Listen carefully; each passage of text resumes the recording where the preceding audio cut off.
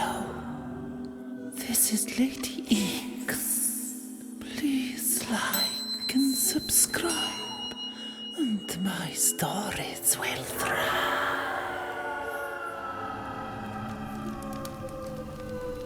Before we begin, I would like to thank all subscribers, patrons and donators who keep this dream alive and Drakkar afloat.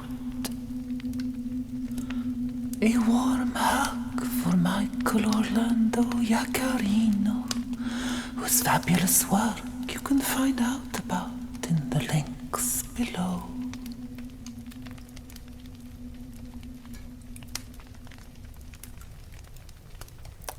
Welcome to another video by the Blue Tongues of Hell for some more Hildar Chronicles.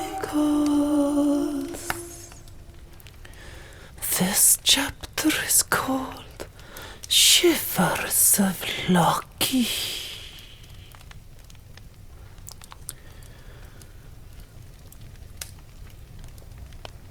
Once again, Hilda looked forlornly into the indigo blaze of the howling cauldron.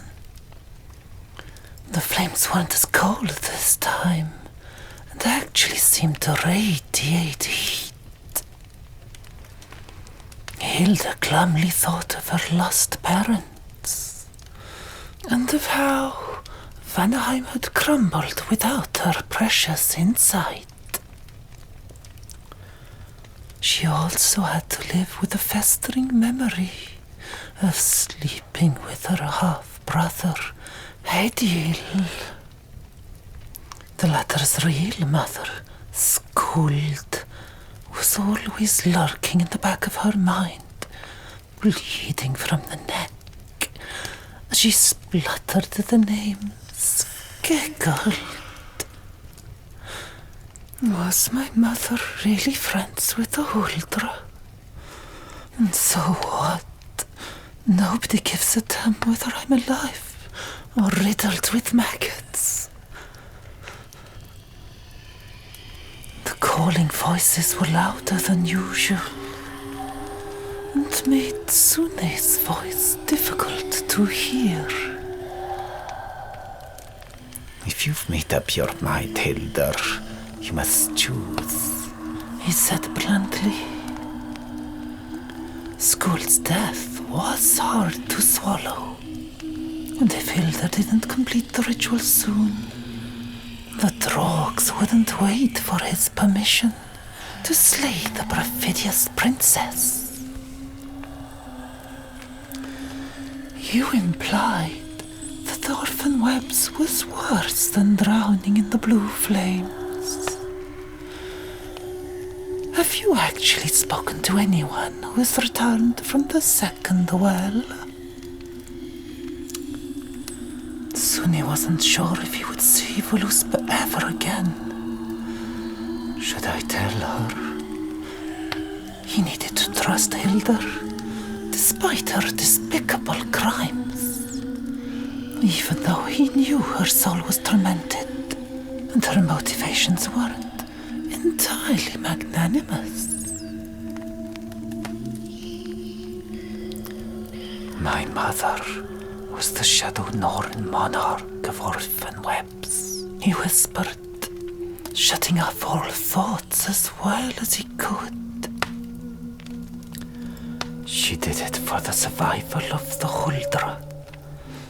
Without Ordor, and without Bestra now missing, Voluspa somehow held us all together. And so what did you have to do? That I will tell you when the Black Waters are where you have decided to go, said Sune. All right, be that way. Down the cauldron it is. Despite not caring what would happen to her, she was still hit by a wave of doubt when peering into the well. Why doesn't the Huldra do this? Are they hoping I will snap my neck when I fall to the bottom? Or am I just a sacrifice? And in exchange for what? Careful what you wish for. She remembered her father once saying, Sune had forbidden himself from showing any signs of compassion towards the murder of the Second Wells' future monarch. But he couldn't help it. He held Hilda's hand and helped her over the rim. The tingling warmth around Hilda's legs was inviting, and yet the choir of sirens was now unbearable. Sune saw her still hesitating as she sat on the howling cauldron's edge. The recurring thought of Skuld's hideous demise swiftly erased all childhood sentimentality, and they shoved Hilda into the well. She cried in disbelief, and her plaintive eyes rapidly vanished into the flames.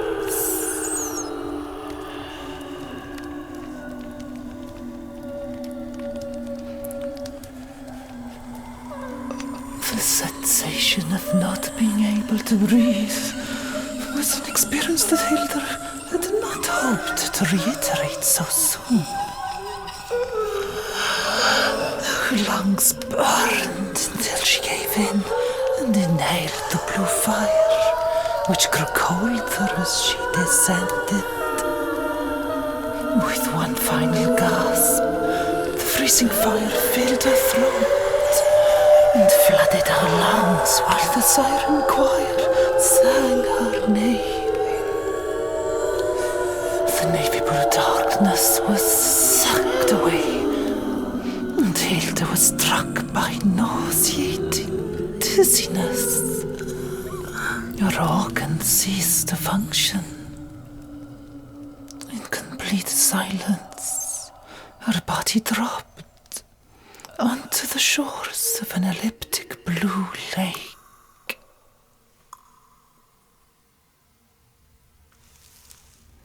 Hilda wasn't particularly fond of the sea. Ever since she was a child, the idea of being underwater made her sick for some reason. She nearly drowned once while sailing with King Ogni, and luckily Asmund was there to fish her out of the icy waves. She did successfully drown for the first time, many winters later, and resurfaced in Milk Well. This time she was stung back to life by such a repugnant smell that she shuddered in terror. Hilda was stuck in a grotesque, flaccid substance that seemed to be some sort of slippery dark fungus. She writhed and twisted to get out of the gluey surface, and tried to hold on to one of the many broken pikes and spears dug into the mire.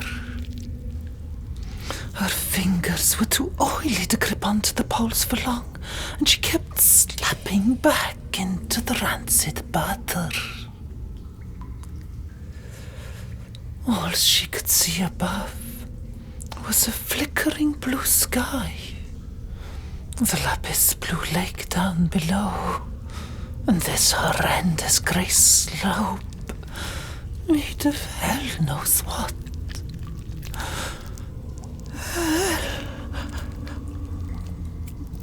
A subsonic wailing filled the festering funnel.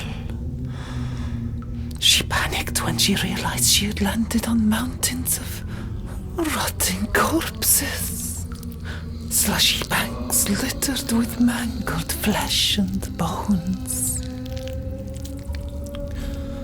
She held onto a rubbery root to lever herself up. But Hilda felt it squirm. The root was somebody's arm. She kicked and screamed to get away from it.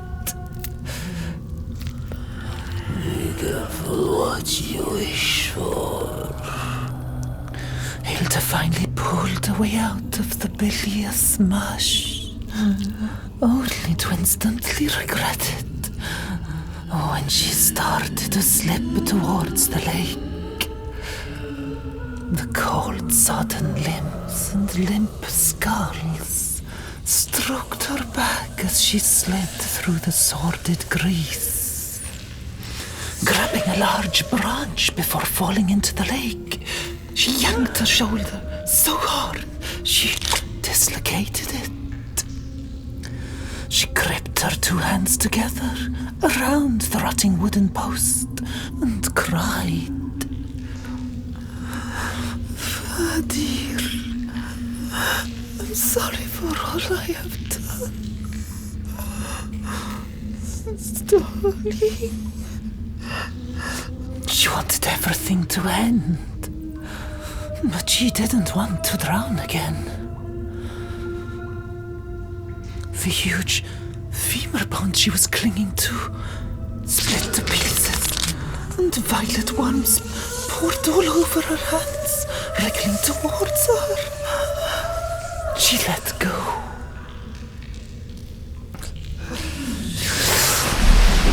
Underwater, if water it was, the taste was fouler than the cadaverous stench.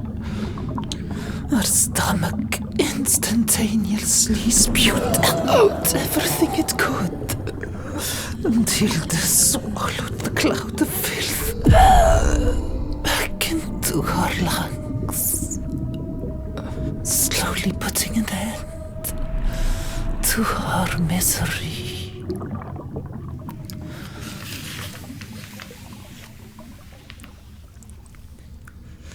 A familiar putrid smell of decay and the sound of squidgy mud pulled Hilda out of her brief slumber.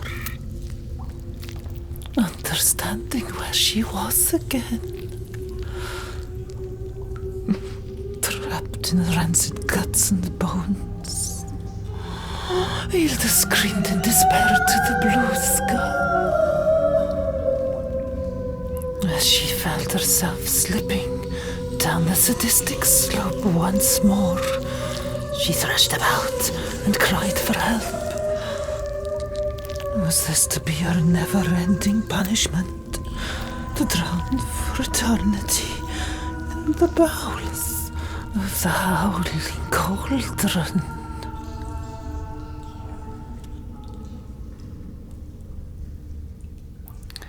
In the land of the living, war was over, and Vanaheim had lost.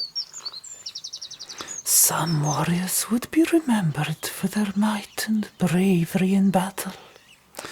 Some would be forgotten, like sudden hailstones in spring, while others might be reminded of their cowardice if they still had their heads. Asmund knew he had let his father down for the last time. Had Prince Asmund ridden beside King Ogni, as the king had always wanted, surely the Battle of the Brave would have ended otherwise. Helheim hadn't even slaughtered or raped the villagers. The town hadn't been ransacked or burnt down, and instead, Vanaheim had been gifted mercy for their allegiance to their new king. King Jarl had allowed Asmund to live out of the kindness of his heart. Or perhaps so the utter defeat could be remembered for generations to come. Not a wise long-term strategy when letting grudges linger. But Asmund had no fight left in him for vengeance. He didn't even have the courage to ride into Helheim and rescue Kyogo. Because of her, he had lost everything. Even Eleanor was dead, the life sucked out of her in the woodland prison. And Hilda was missing. How ashamed he felt. Maybe Hilda was right. Bringing Kyogo ashore must have cast a hideous curse upon Vanaheim after all. And he would have to live with the consequences for the rest of his miserable existence. The day after the battle, that he did not take part in, Asmund felt it was his duty to bury his stepmother. The Watching Raven statues would be the perfect place. Unfortunately, he had been informed that Prince Hedil was on location, building a burial boat for King Ogni. Even his enemy had been there for his father. Perhaps he could bury me alongside you, Fadir. I will not fight back.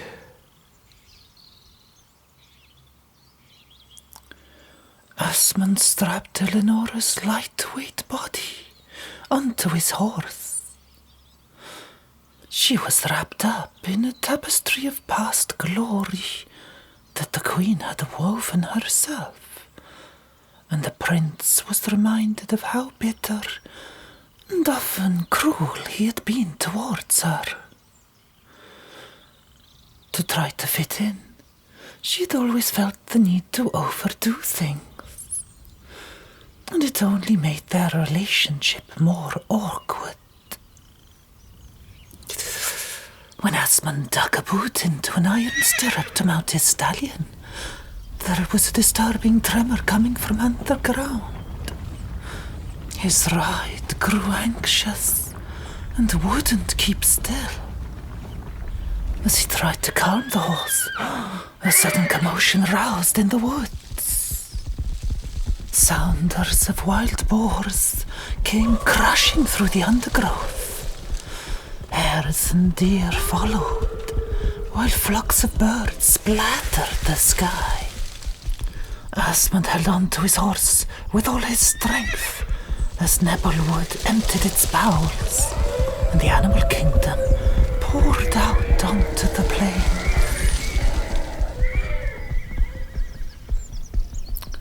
A relative calm settled when the terrified beasts were all out of sight. Asmund's horse was still agitated, despite the master's deep, soothing voice and relaxing caresses. And Asmund wondered what in hell had frightened them in the forest. He decided he wouldn't stick around to find out, and took off for Elivagar River. Asmund galloped around the Nebelwood and through the clutter of yesteryear's wars. He remembered being sent away to find new lands to conquer, instead of standing beside the king to defeat the other two realms. And he couldn't understand why he had accepted. Spoiled and weak. A flock of crows interrupted his melancholy with a rising sound of alarm. The they sometimes made when a hawk or predator entered their airspace. They cawed so loud he couldn't hear himself think. That was precisely when the earth shuddered. Asmund thought one of the Nibelungen mountains had just crumbled, or someone had felled the great ash tree. The ongoing tremors shook the trees so hard they appeared to be moving, and the startled crows painted the sky black again. Asmund's horse tottered, and Eleanor's corpse fell onto the muddy grass. The prince thought he was going mad. Hell was about to swallow him up. Then the shaking stopped. Asmund felt a chill run up his neck. Shivers of Loki. The gods do exist. He made a prayer to Odin and quickly tied his stepmother to his horse. He rode away at a canter, in awe of what had just occurred.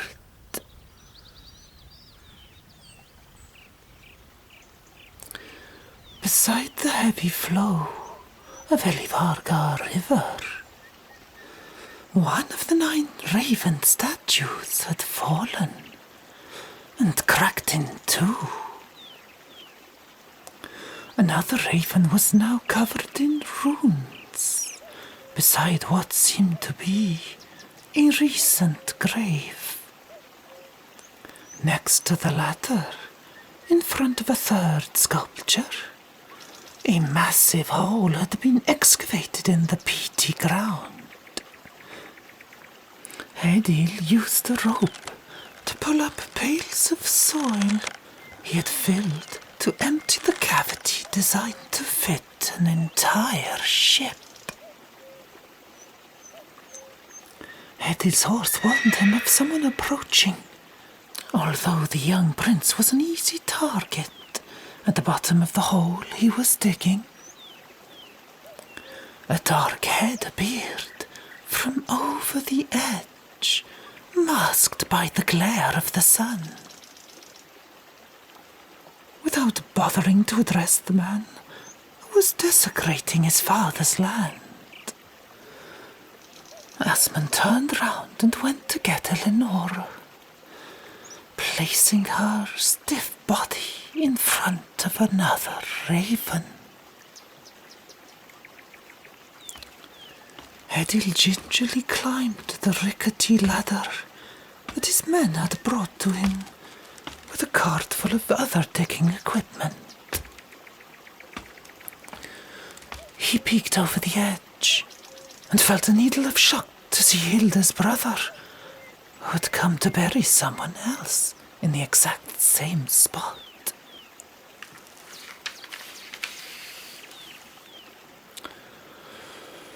I expect you want retribution, son of Ogni, said Hedil, wiping off the earth from his clothes. Your father fought bravely, I was told. He died an honorable death, a pointless one. But here we are, replied Asmund. Bury me beside my Fadir if you like. Do you take pride in burying the defeated? I'm doing this for Hildar. But where is she? Did you kill her too? Thankfully she survived the battle. But her heart was broken when she found out what was left of King Ogni. She fled to the woods.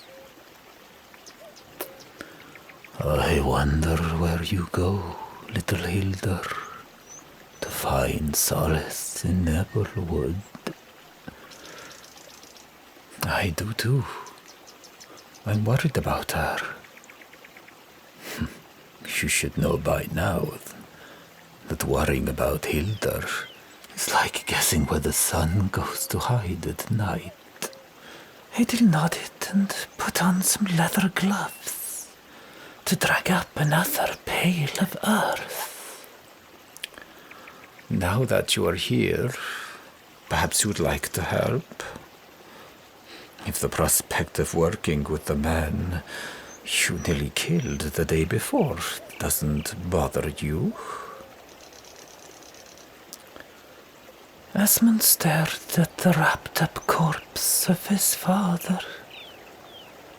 A warm wind slalomed through the watchful ravens, and he thought about gifting King Ogni a sacrificial lamb before burying his father. A welcome dowry from his archenemy. A lot of good that would do, wouldn't it, Fadir? He thought. I'll chip in, if you don't run away again. Hedil returned a mild smile and emptied a bucket full of earth.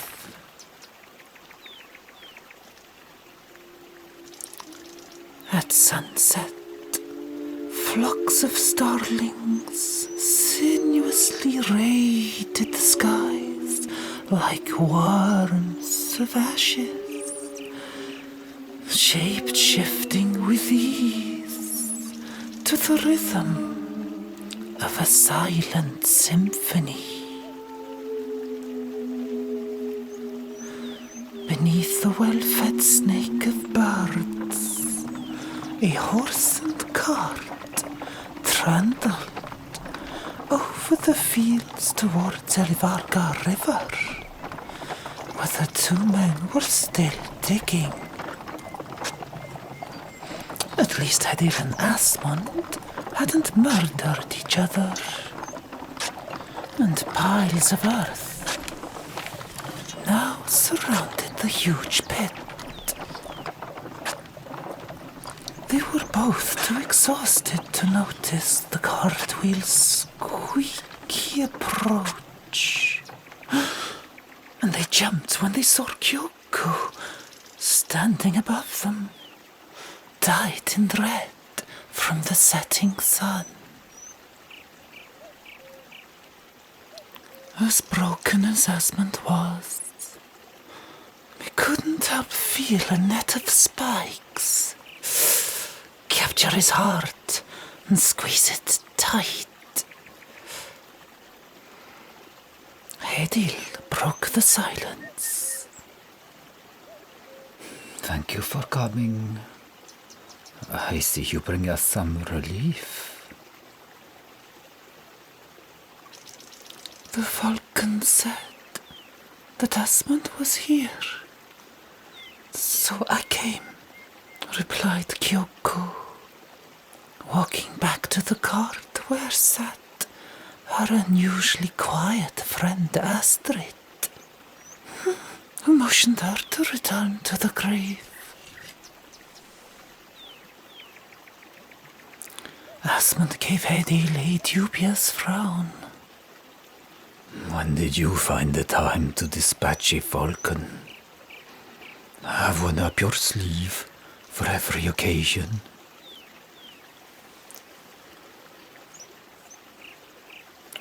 A seer never reveals his tricks.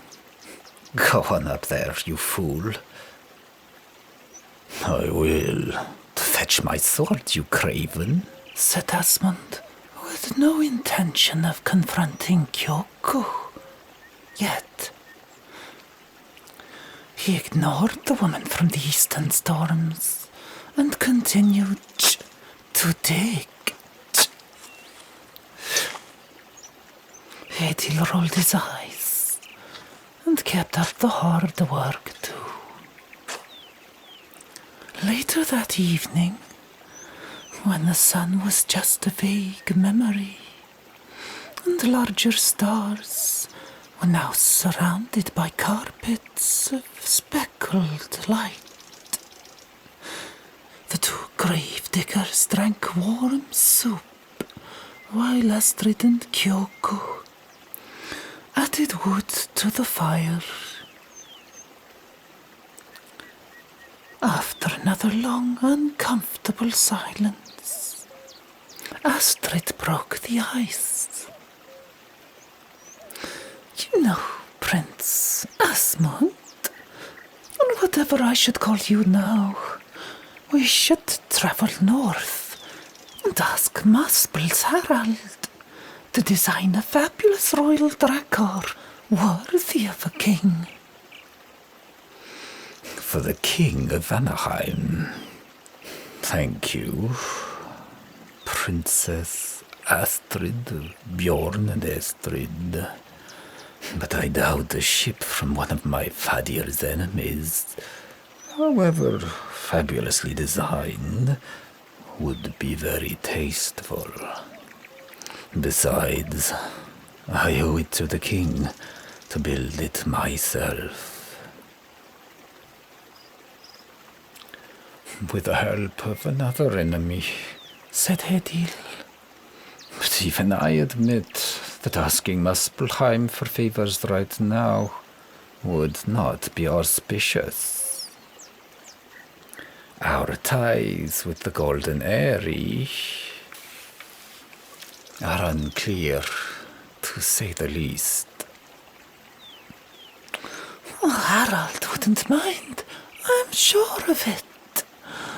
But your loss, if you wish to sweat it out together, said Astrid, slapping Hedil's backside. Will you be burying the queen with your Fadir, Asmund? Asked Kyoko timidly. Asmund didn't reply, but got up in a huff to carry his stepmother to the pit, where King Ogni was also lying. He refused any help and climbed down the ladder with Eleonora over his shoulder. To protect her from scavengers, Asmund covered her up with stones, like he had done for Ogni, temporarily until the boat was complete. When he returned to the others, Astrid had put out the fire and was ready to leave, holding the reins of a strong fjord horse. Asmund was about to reprimand her when Hedil said, Since we have no carpenter tools, proper dried wood, or manpower, would you not like to call it a day, Prince Asmund, and come home with us? Please, allow yourself time to mourn and design a divine Drakkar as my guest in my humble lodgings. For Kyoko's sake. Kyoko lowered her head and shed a tear. Asmund didn't care anymore and hugged her head against his chest. I'm sorry for everything. Kyoko held his great worn hands and whispered something inaudible to his heart. Until the next disaster. All four left King Ogni and Queen Eleonora to rest in the unfinished tomb, ironically dug right next to the fresh grave of Skuld, Hedil's mother. Earlier on, while the two men were working hand in hand, Kyoko had heard Skuld's ghostly whispers. The dead Huldra was glad to see the two brothers faithfully burying their mutual father together. Although Kyoko did not know what she really meant by brothers. See you next time for a new chapter of the Hilder Chronicle.